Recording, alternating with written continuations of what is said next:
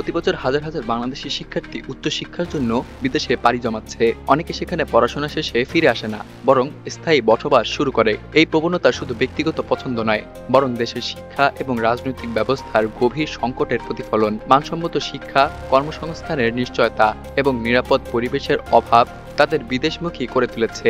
শিক্ষা ব্যবস্থার মানহীনতা এবং যুগোপযোগিতার অভাব। বাংলাদেশের অধিকাংশ শিক্ষা প্রতিষ্ঠান আন্তর্জাতিক মানের শিক্ষা দিতে ব্যর্থ। পুরনো সিলেবাস, পরীক্ষামুখী শিক্ষা এবং ব্যবহারিক দক্ষতার অভাব শিক্ষার্থীদের প্রতিযোগিতায় পিছিয়ে দেয়। গবেষণা এবং উদ্ভাবনের পরিবেশ নেই বললেই চলে।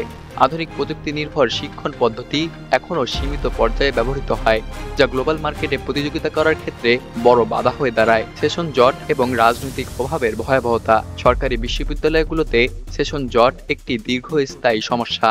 নির্ধারিত সময়ের পড়াশোনা শেষ করতে অনেক সময় 2 থেকে 3 বছর অতিরিক্ত লেগে যায়। এর পেছনে মূল কারণ রাজনৈতিক অস্থিরতা, ছাত্র সংগঠনের সহিংসতা এবং প্রশাসনিক অব্যবস্থাপনা। অনেক সময় শিক্ষার্থীদের ক্লাস বন্ধ হয়ে যায় শুধুমাত্র রাজনৈতিক সংঘর্ষের কারণে, যা তাদের শিক্ষা জীবনকে অনিশ্চিত করে তোলে। দুর্নীতি এবং পক্ষপাতিত্বের সংস্কৃতি। বাংলাদেশের শিক্ষা খাতেও দুর্নীতি প্রবল। ভর্তি প্রক্রিয়া, শিক্ষক নিয়োগ এবং পরীক্ষার ফলাফলেও স্বজনপ্রীতি এবং রাজনৈতিক প্রভাব লক্ষ্য করা যায়। মেধা এবং যোগ্যতার থেকে রাজনৈতিক পরিচয়কে অগ্রাধিকার দেওয়া হয়। এই অবস্থা দেখে শিক্ষার্থীরা মনে করেন বিদেশেই হয়তো তাদের ন্যায্য মূল্যায়ন হবে এবং সঠিক সুযোগ মিলবে। কর্মসংস্থানের সীমাবদ্ধতা এবং হতাশা।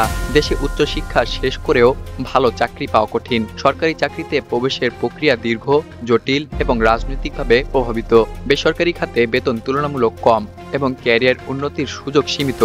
এর বিপরীতে বিদেশে পড়াশোনা শেষ করলে ভালো বেতনের চাকরি এবং স্থিতিশীল জীবনযাপনের সম্ভাবনা বেশি, যা তরুণদের বিদেশমুখী করে তোলে। রাজনৈতিক অস্থিতিশীলতা এবং নিরাপত্তাহীনতা।